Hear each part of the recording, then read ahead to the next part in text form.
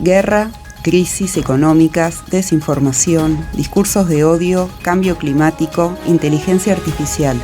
Necesitamos buscar estrategias concretas para construir un mañana más inclusivo. Porque creemos firmemente que incluso en los tiempos más difíciles hay futuro.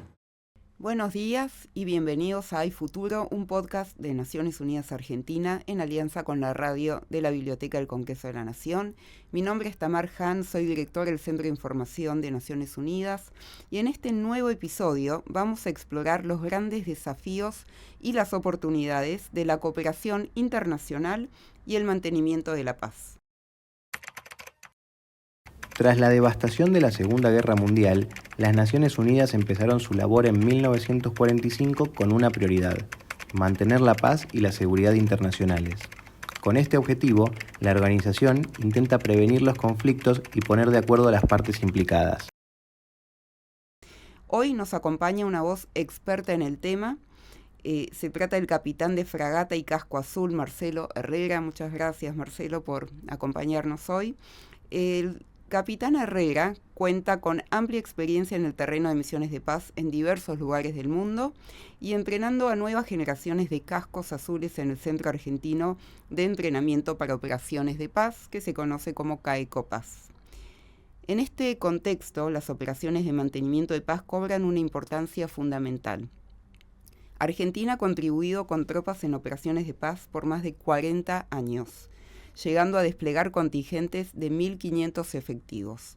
Han participado en operaciones en la ex Yugoslavia, en Kuwait, en Eslovenia Oriental, también en operaciones navales durante la Guerra del Golfo y en Haití, y en operaciones de apoyo humanitario en Mozambique, la Guerra del Golfo y Kosovo, así como también apoyo de transporte aéreo a la ex Yugoslavia y Chipre. Actualmente contingentes argentinos se encuentran desplegados en Chipre. Capitán Herrera, usted ha participado como casco azul en diferentes misiones de paz y además soy subdirector del centro de entrenamiento donde se preparan los militares argentinos que serán desplegados en futuras misiones de paz.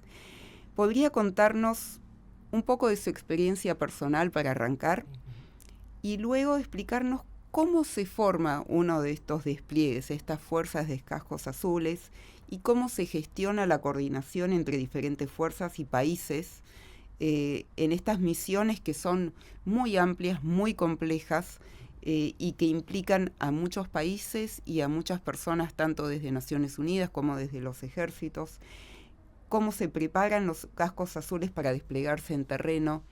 ¿Podría contarnos un poco y arrancando con su experiencia personal? Sí, cómo no. Bueno, ante todo, buenos días y muchas gracias por la invitación y por esta oportunidad de hablarles un poco de nuestro trabajo. Bueno, en respuesta a lo que me decías, mi experiencia se basa en 3 despliegues, uno en el año 2001 en la isla de Chipre y 2 despliegues en Haití, en el año 2005 y en el año 2011.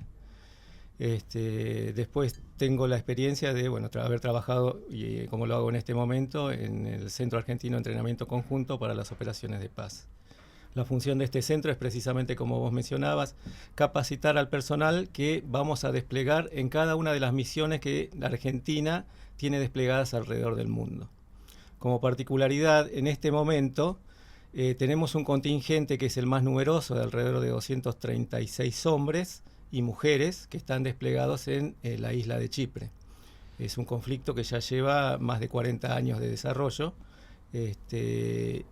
Y después tenemos también observadores militares en diferentes partes del mundo, principalmente en el conflicto entre India y Pakistán, tenemos en el Líbano, tenemos personal que está en el Sahara Occidental, en Colombia. O sea, fíjate que el abanico es bastante importante geográficamente hablando.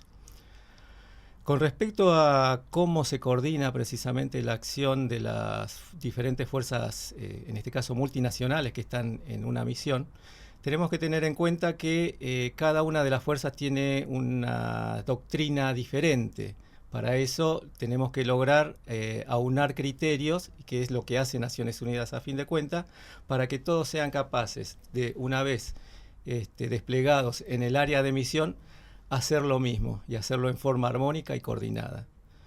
Me parece oportuno quizás hacer una descripción de cómo Naciones Unidas primeramente hace el requerimiento a cada uno de los países miembros de las fuerzas, tropas o medios para que operen en esas regiones.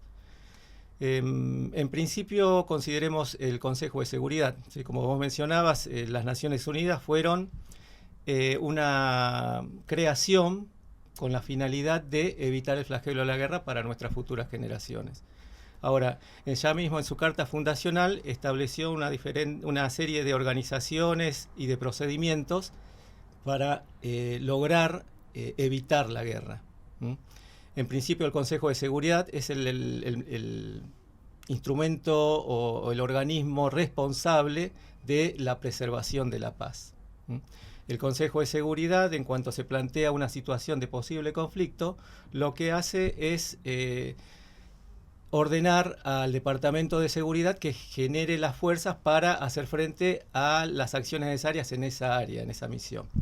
Y el Departamento de Operaciones es el que articula las acciones, tanto de carácter político, militar, económico, para que se puedan llevar adelante las operaciones necesarias en un área de misión para lograr la tan ansiada paz.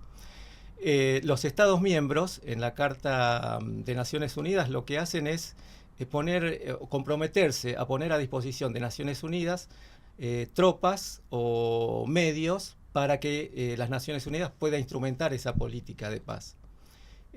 Nosotros, como República Argentina, hacemos eso mismo, ¿sí?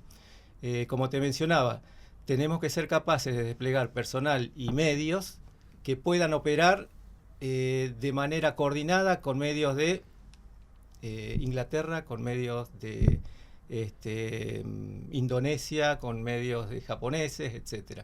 Entonces, en ese sentido, este Departamento de Operaciones de Paz cuenta con instrumentos para que puedan instruirse y adiestrarse a todo el personal militar de todos los países que contribuyen con tropas de la misma manera. CAECOPAS es el encargado de articular precisamente esas instrucciones para que nos aseguremos y certifiquemos que el personal que va a salir a operar en esas misiones de paz lo haga con los mismos parámetros que lo hace el resto del mundo. Marcelo, ¿nos podrías contar un poco desde quizás lo más personal tuyo, qué te lleva a vos a desplegar, a tener un interés en ser un casco azul? ¿Cómo llega ese rol a tu vida y cómo ha sido tu experiencia? Es una buena pregunta en el sentido de que como decimos en CAECOPAS, un poco el trabajo que tenemos nosotros es hacer que el militar que va a ser desplegado cambie el switch con el que está programado. ¿Por qué digo esto? En principio uno ingresa a la carrera militar con el ideal de defender a su país, ¿sí? Y para eso obviamente adquiere una serie de competencias que están relacionadas más con lo bélico. Estar dispuesto a enfrentar situaciones extremas en defensa del país. Siempre tratando de doblegar la voluntad de un adversario que tiene enfrente. Ahora, en realidad el trabajo que hacemos en las misiones de paz es muy distinto. En las misiones de paz lo que tratamos de hacer es lograr una paz duradera en los lugares donde desplegamos, ya sea operando como intermediarios entre dos bandos que están en pugna o eventualmente tratando de estabilizar una situación violenta que se pueda estar desarrollando. Lo que nos lleva a hacerlo y un poco es ese idealismo quizás, ¿sí? Buscando precisamente contribuir de la mejor manera a que vivamos en un mundo en armonía y que nuestro país sea parte importante de eso, que sea un contribuyente precisamente a ese objetivo. Desde su experiencia en terreno, ¿qué es lo que hace, qué características de una misión de cascos azules, una misión de paz, qué es lo que hace que una misión de paz sea exitosa o enfrente dificultades? Y acá quizás hablar un poco de los diferentes mandatos que tienen las misiones de paz, que en cada caso son diferentes porque las circunstancias son diferentes, claro. Pero quizás desde su experiencia y a grandes rasgos, ¿qué es lo que puede fortalecer una misión de paz y qué es lo que la puede debilitar? Mira, teniendo en cuenta un poco la mentalidad que tenemos los militares, muchas veces nos basamos en principios que la misma Organización de Naciones Unidas establece.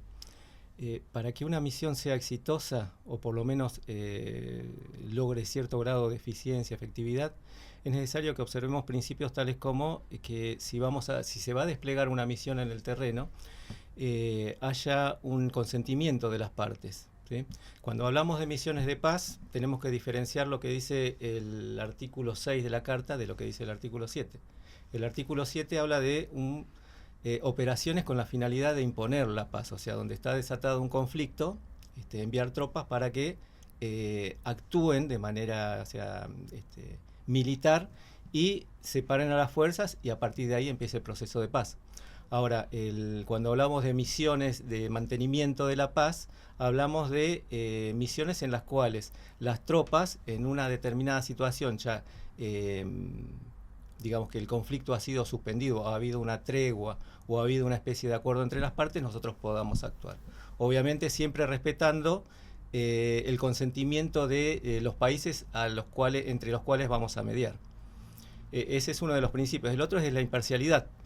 Tenemos que ser capaces de abstraernos, ¿sí?, de la realidad que podamos llegar a observar y de nuestros prejuicios acerca de lo que podamos ver,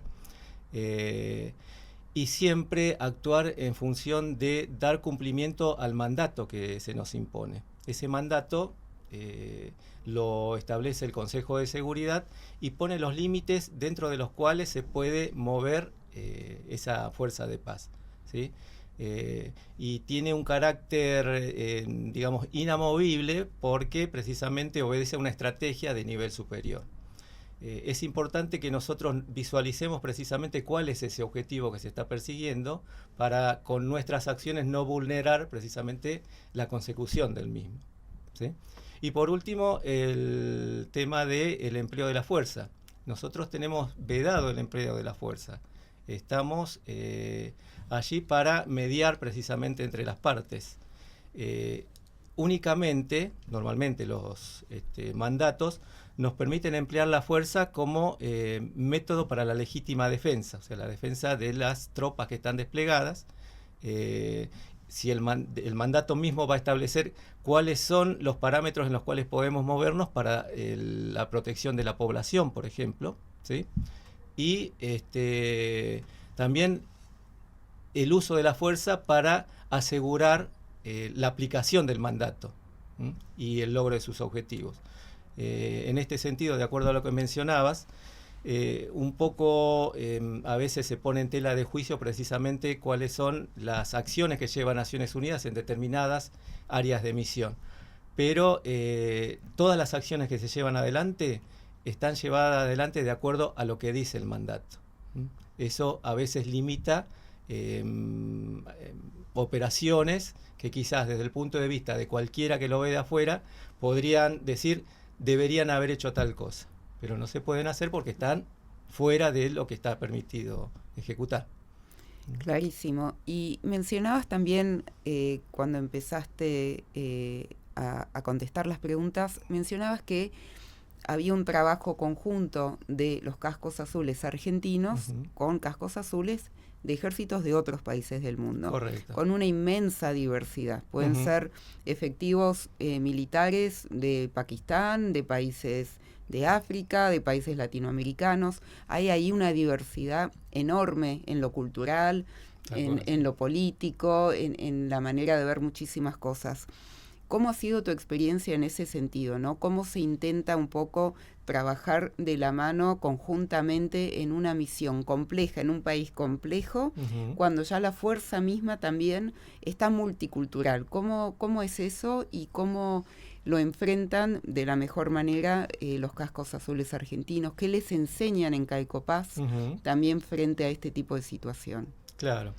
Sí, o sea, son dos aspectos diferentes. Lo que enseñamos en realidad tiene que ver con el conocer el lugar en donde vamos a trabajar, con el área de misión, tal como lo llamamos nosotros. Es muy importante, recién te mencionaba algo al respecto, que la persona o el peacekeeper que va a ser desplegado entienda el porqué de lo que está haciendo. Ese es desde el punto de vista del área de misión y de la población, y que obviamente es distinta la cultura y las costumbres que tienen a las que tenemos nosotros.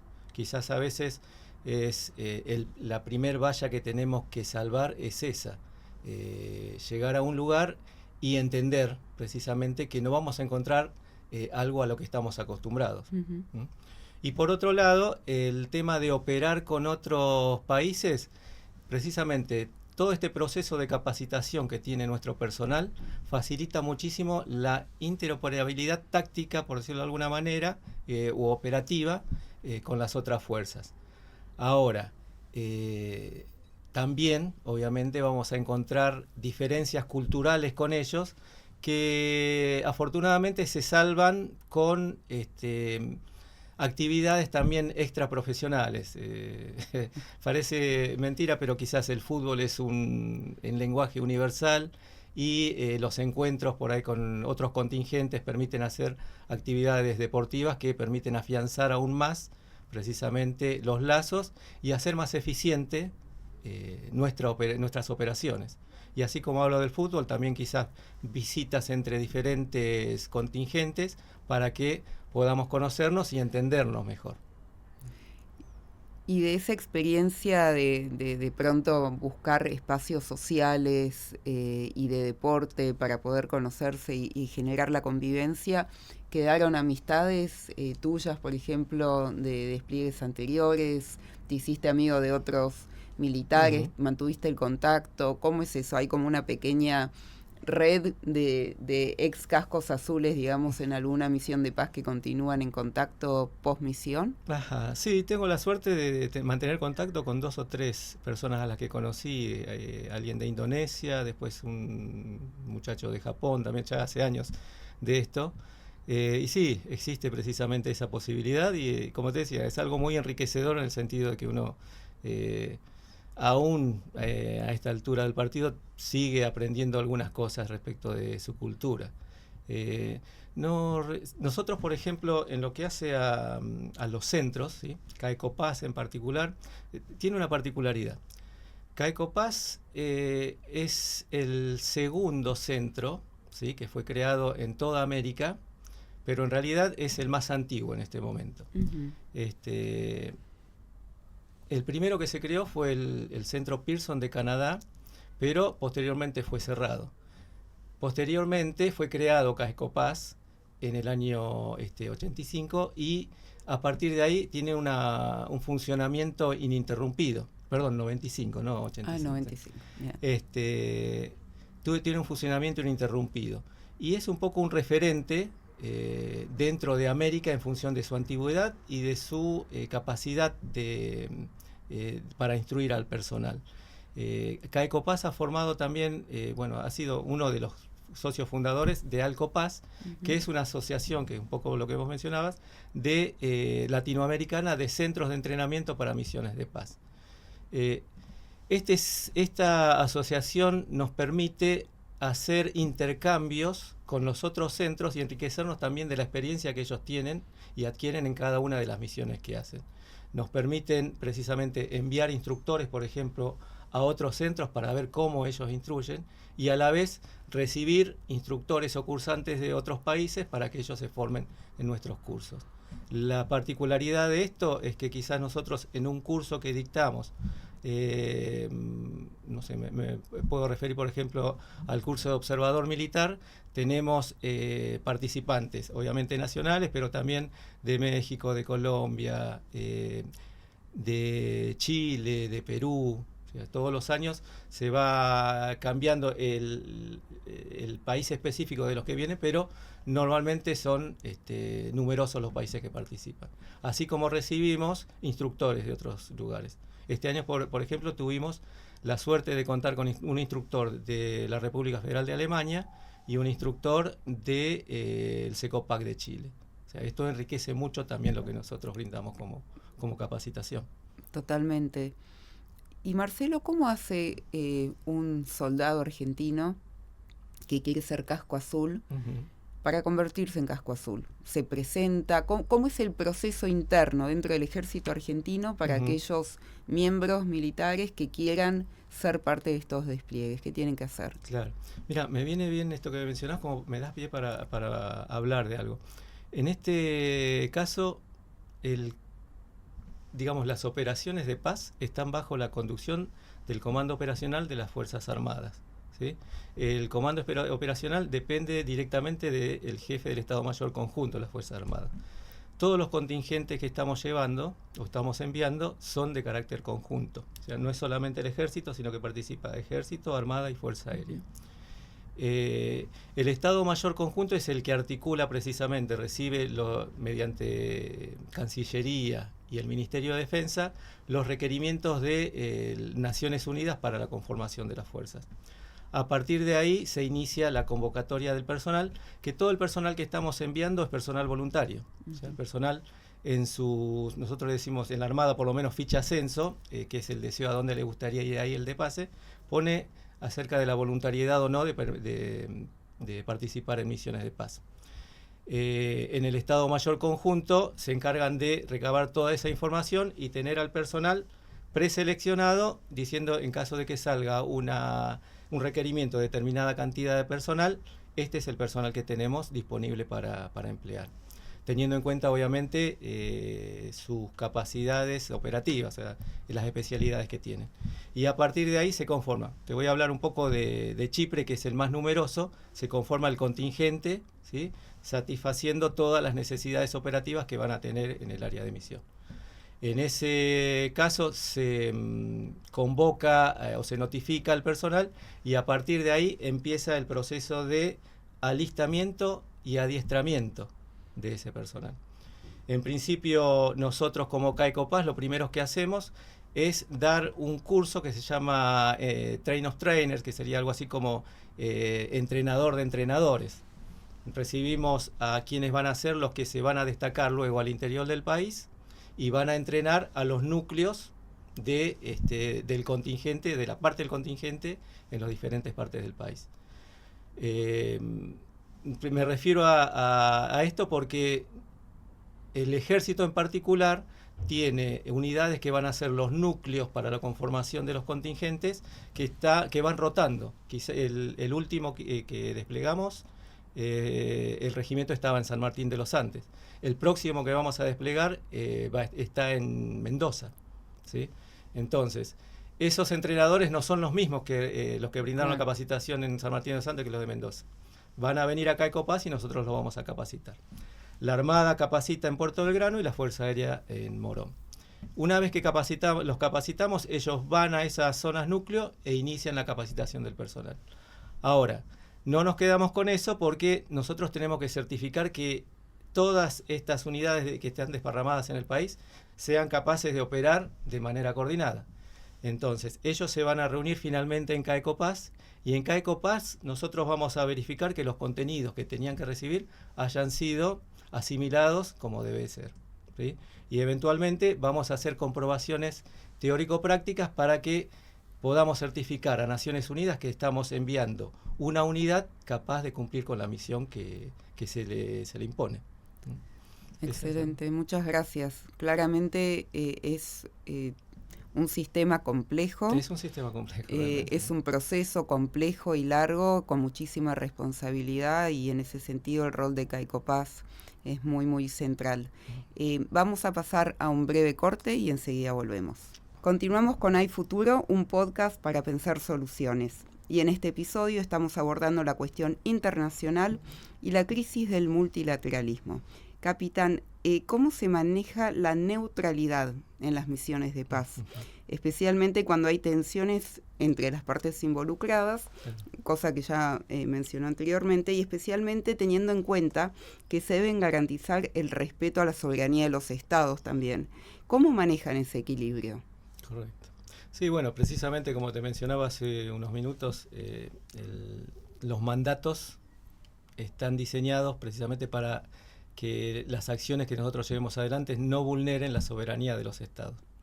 Cuando hablaba del consentimiento, los mismos estados que convocan o que solicitan precisamente la presencia de Naciones Unidas establecen los parámetros bajo los cuales Naciones Unidas va a poder participar. Ahora, obviamente, nosotros lo que vamos a hacer en ese lugar es un trabajo de mediadores. No vamos a tomar parte activa ni por un bando ni por el otro. Quizás no me referiría tanto a neutralidad teniendo en cuenta que el término implica más que nada no participar en el conflicto. Es más imparcialidad. Es más imparcialidad lo que haríamos nosotros, porque en determinados momentos quizás sea necesario que intervengamos para garantizar que precisamente se cumpla lo que está en el mandato y se logren los objetivos que estamos persiguiendo. Y sí, en algunas oportunidades se torna complicado porque precisamente el soldado argentino tiene una particularidad. Es eficiente en su trabajo y la forma de ser del argentino permite que tenga una facilidad para crear lazos, ¿sí?, con quienes está trabajando en el terreno.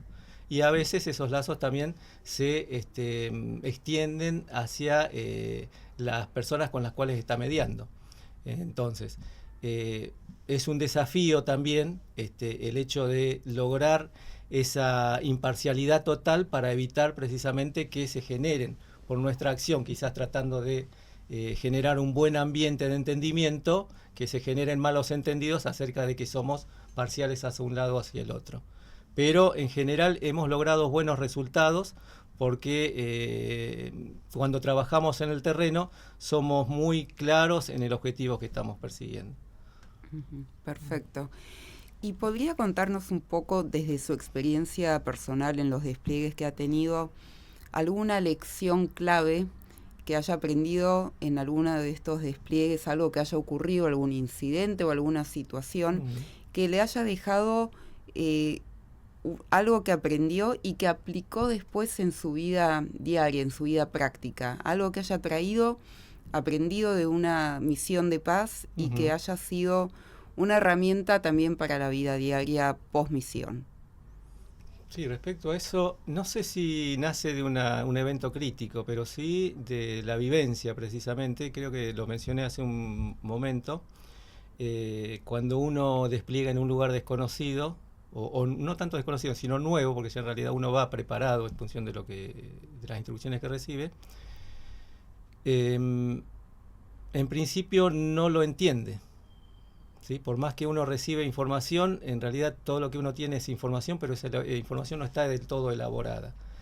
Y a lo largo del transcurso de una misión, uno se va dando cuenta que cuando empieza a relacionar precisamente esos factores que hablábamos recién, multidimensionales, ¿sí?, respecto a cómo es la población en cuanto a su cultura, en cuanto a su religión, en cuanto a sus costumbres, o en cuanto a su economía también, uno tiene otras herramientas precisamente para hacer frente a los posibles focos de conflicto que se presenten.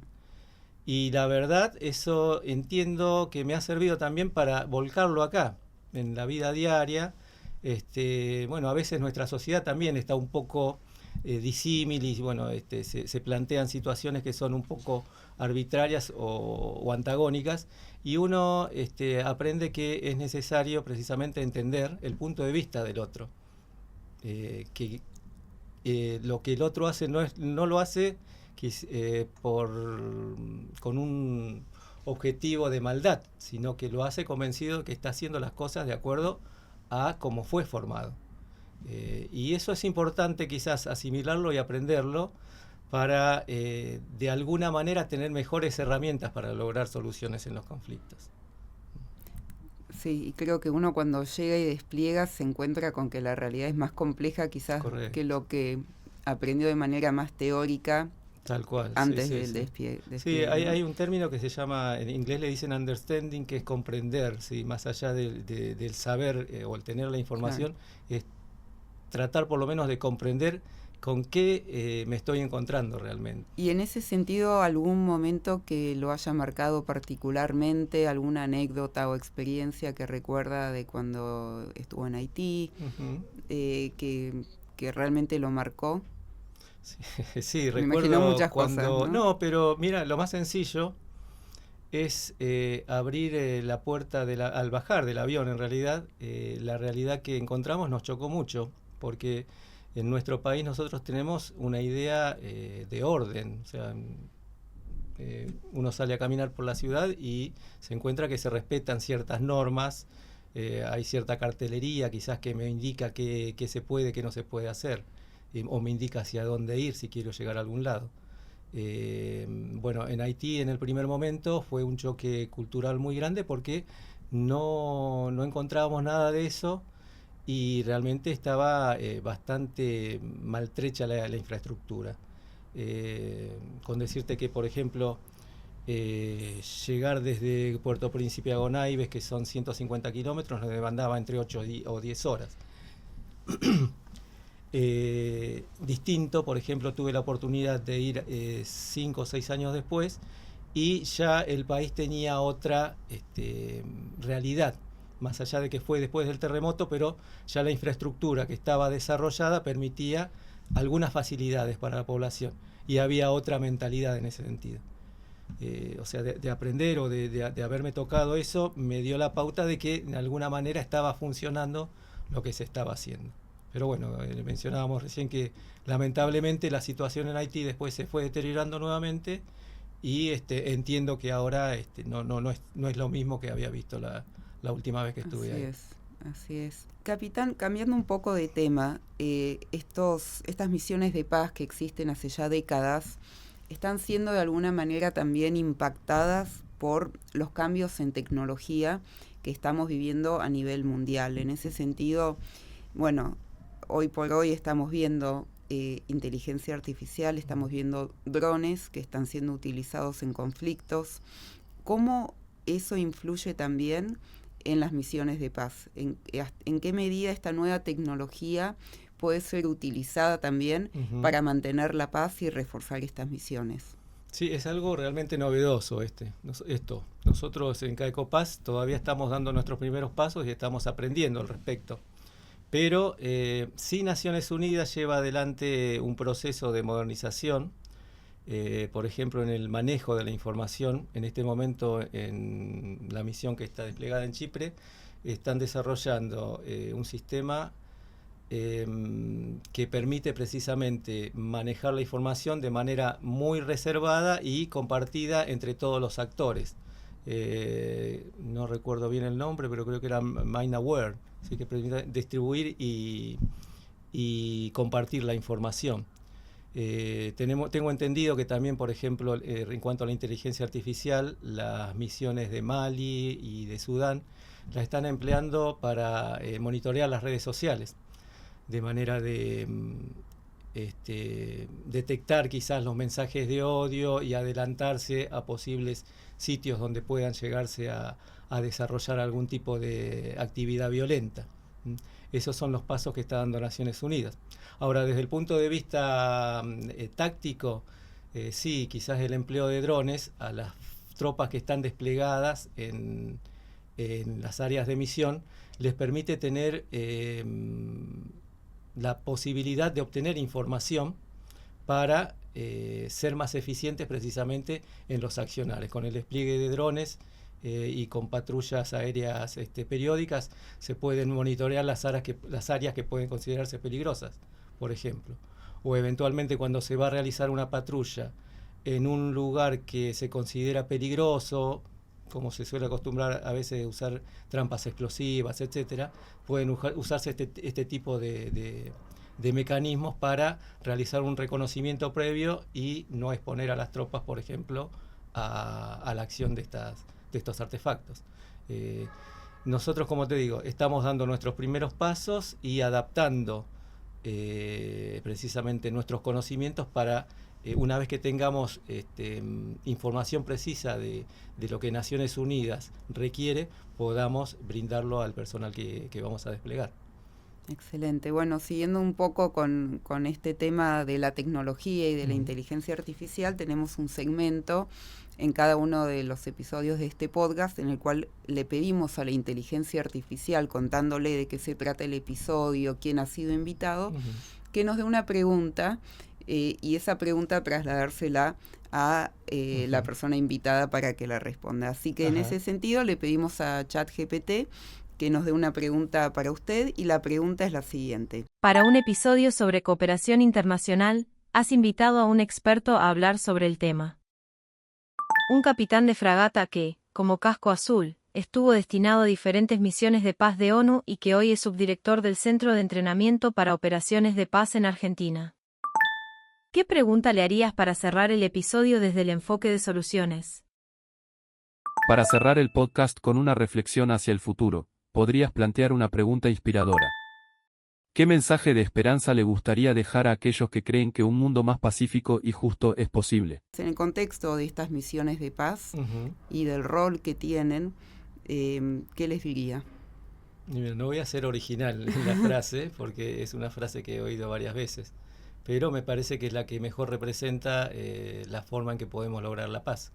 Es precisamente una frase de Naciones Unidas para los peacekeepers que dice: la paz comienza conmigo.